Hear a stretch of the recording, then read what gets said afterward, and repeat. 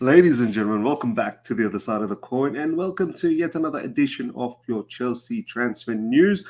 Not just Chelsea transfer news. I do wanna have a small little segment for Kai Havertz. I have to say my piece on Kai Havertz.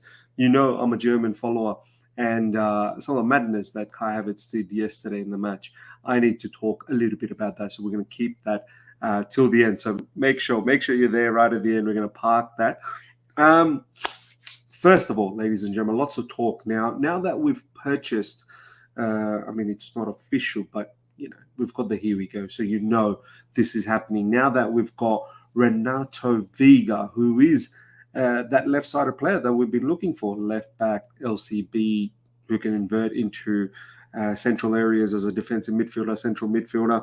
Now that we've got that particular profile, all talks are now in regards to Ben Chilwell and Cucurella. What are we going to do with them? This is the biggest topic, and I want to know what you guys think about it as well. So I'm going to give you guys my full analysis on Chilwell and Cucurella. But before we do that, let's check out the latest in regards to Renato Veiga. Okay, let's start from here. Chelsea scouted Veiga for months, then closed the deal quietly. It was really, really quiet. It was an RKO out of nowhere. Generally, you get a long, drawn-out process, but this just, boom, it was... Fabrizio Romano just made a post and said, here we go, and that's it. It was done and dusted.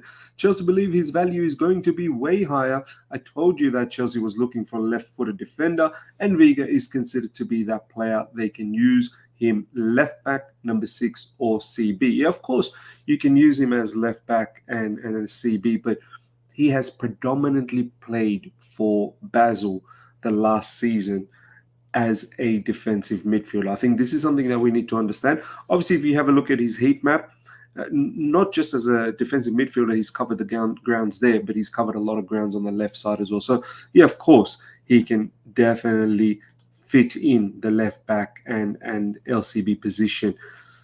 Whether he's going to take the first team position straight away, that is up for debate. Renato Veiga will undergo his Chelsea medical early next week. Long-term contract until June 2032. Wow, that is an 8-year contract, ladies and gentlemen. That's long. I mean, Chelsea Football Club really must believe that this guy is going to turn into something in the future, the way I guess a lot of people talk about Calafiori right now. So a lot of people have said, because literally 6 months ago no one knew Calafiori. Similar thing could happen with Renato Veiga. Let's see. That's all I can say. Next up, ladies and gentlemen, one of Chilwell or Cucurella could leave the club if they receive a good proposal, and this is now what I want to focus on. Okay, so we've got Renato Veiga, who fits our profile. Technically he sounds good. In terms of ball playing ability, he seems very good. Defensive ability as well, it's not that bad. I've seen some of his clips. Loves a slide tackle. Now,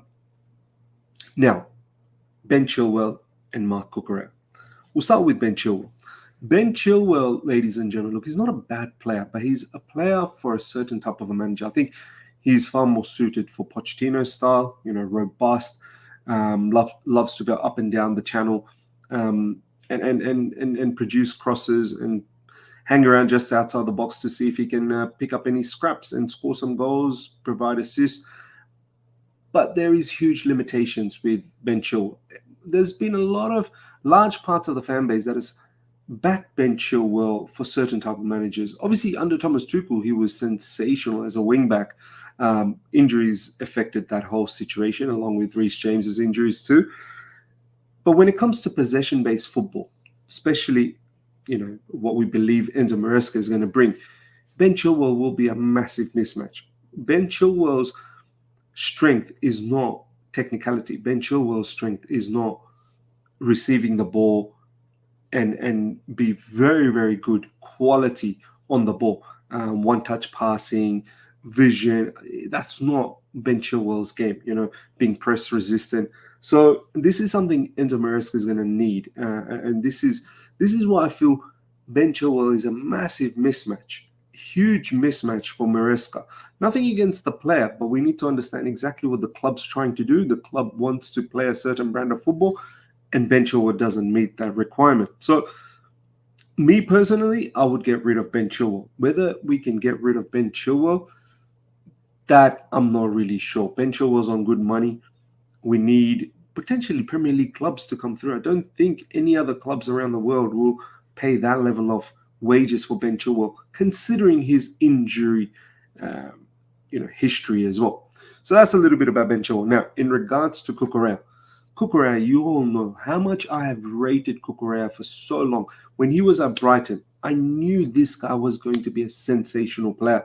When we bought him, took him away from Manchester City, bought him and then got him at Chelsea Football Club, I was so ecstatic that this guy's going to be something under Thomas Tuchel.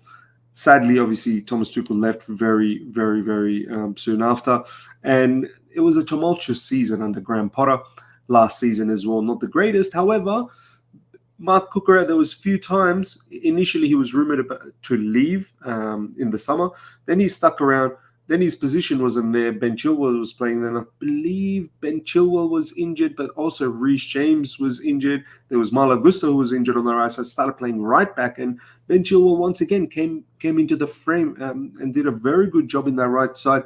And then later on in the season, we saw when Marc Cucurella got those opportunities under Pochettino as a left back who would invert, and he produced some of the best performances at Chelsea Football Club. And then he's carried that on in Spain in Euros. And I kid you not, Marc Cucurella is probably has been one of the best players in this Euros. Forget about Spain. Obviously, he's one of the best players at Spain in the Spanish squad in this Euros tournament. But he's been one of the best players in these Euros. I've watched a lot of Spain's game this Euros, and I have to say Marc Cucurella has been unbelievable. So, look, Marc Cucurella has got the technicality. He's got the ability to build up from the back. He's got the ability to slot in as the deepest midfielder and help out the other players in and around him and connect the defense to offense. So, obviously, he knows how to invert. There are times where he can overlap and produce crosses just the way he did last season for Cole Palmer's glancing header. He can do all of that. He can definitely do all of that. So, look, Marc Cucurella for me would be a far bigger asset for Enzo Maresca's style of football as opposed to Ben Chilwell. So my final verdict would be, if there is an opportunity to get rid of Ben Chilwell, you get rid of Ben Chilwell. And Marc Cucurella starts, not Renato Veiga. Renato Veiga comes off the bench, gets those minutes in the cup matches and conference leagues. And if, God forbid, if Cucurella does get injured, then Renato Veiga comes in. But I wouldn't be getting rid of Marc Cucurella. I think that would be a disastrous situation, getting rid of Marc Cucurella. Then you have Renato Veiga as the starter and Ben Chilwell as your backup. And I don't think that is ideal one bit. So, ladies and gentlemen, let me know your thoughts around this whole matter. I feel like Cucurella, there is immense value in him. Next up, ladies and gentlemen, Chelsea undone in window. Don't forget appreciation for Samu Castillejo. Brother's name has come up again. Chelsea are extremely, extremely interested, ladies and gentlemen, on this particular player. Look, I don't know what to say. I mean, didn't we already get Magui? I think that's how you pronounce it. I'll never get this right. I know he's said it somewhere in the video, but I'll never get it right. So we've got Magui. Do we also need Samu Omar? Is this more of another one of those opportunistic scenarios where we don't want to miss out on this player because he could turn out to be something superb? I don't know. I don't know what the plan is. You don't bring in Samu Omar and think that he's going to be challenging Nicholas Jackson, right? You need to bring in someone who's going to be genuinely challenging Nicholas Jackson. So for me, look, it is what it is. This is how we operate at Chelsea Football Club. So we shall see if we do go out there and buy Samu Omar. Atletico Madrid, they have rejected a 42.3 million, the last one, or 45 million. I mean, how much more are we going to pay for Samu Omar? So, something to see. They also want a right-footed winger. This has been going on for a while now. We want a left wing, right-footed winger. That's what we want. So, I don't know who that's going to be. It's definitely not going to be Nico Williams. It's definitely not going to be anyone who's going to demand a lot of wages. So, who might that be? Somerville, his name was popping up quite a lot in this particular transfer window. So let's see what happens there. Will Chelsea sign a big name this summer? Chelsea like players like Osimhen and Nico Williams, but the only way for these players to happen is if they are willing to drop their salaries. Chelsea are clear this window, no crazy salaries. They want to keep the balance. It's clear as daylight, ladies and gentlemen. Fabrizio Romano has been saying this for the longest of time. We're just not going to operate in that large salaries market. We're not going to do that. We're looking for players that don't have huge wage demand. What does that mean for us next season? We believe in our first team squad. We believe in the 12, 13 players that are going to potentially start majority of the time. And these players are sort of like the backups of those players. So we're heavily investing on that first team. And this is probably why we don't want to disrupt the wage structure. For me, it seems it's a gamble. If players get injured, then these players like your Kellyman, players like your Gui, players like your Renato Veiga, they're going to have to come in and make a difference and help us get Champions League football. And I'm not really sure whether they're ready for that. Chelsea are not currently working on new goalkeeper, ladies and gentlemen, so we're not looking at goalkeepers. We are looking to keep Robert Sanchez as the main goalkeeper. Chelsea working with Sanchez as priority for goalkeeper. Obviously, look, Robert Sanchez, abysmal season last season, and his Brighton career didn't end up that well either under Roberto De Zerbi.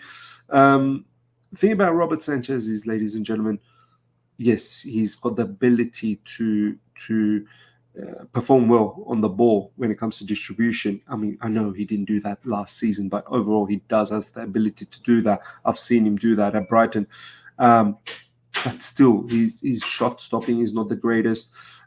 His commanding of the box is not always the greatest. So let's see if Enzo Maresca can do a bit of a madness with Robert Sanchez, and if he can get the best out of him. Next up, ladies and gentlemen, Chelsea have appointed Achiro Gao as new African scout, and I think there's another particular brother that's been hired by Chelsea, a scout from Africa. So there's two. Obviously, this particular brother, Achiro Gao, is one of the main ones.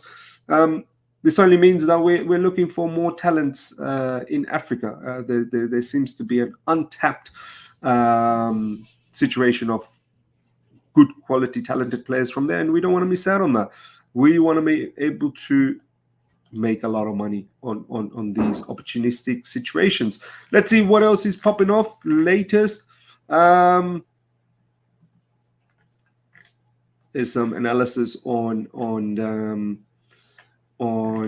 Renato Veiga, but yeah, that seems to be it, ladies and gentlemen. Let me know your thoughts in regards to Ben Chilwell, in regards to Marc Cucurella, in regards to Renato Veiga, and everything else that we spoke about.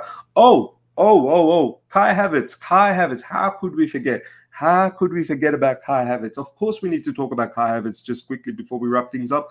This guy, ladies and gentlemen, he is a joke of a player, man. He's honestly, like, I've watched Germany for such a long time. Since 1990, I've been following Germany. This guy has to be the worst German international player I've ever seen. Worst German player in history of German football. I know Arsenal have got him, and I know they hype him up. Honestly, you can hype him up as much as you want. He is not the player that you think he is. He really isn't. I can't believe us Chelsea fans, when we first got him, we got so excited with Kai Havertz.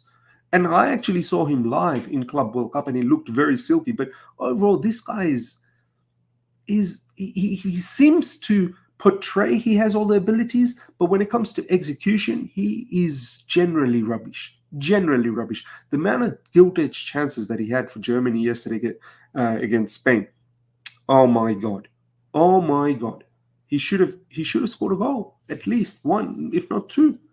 So this Kai Havertz brother, look, it's not going to be too long before Arsenal fans, they realize that this guy is not who they think he is.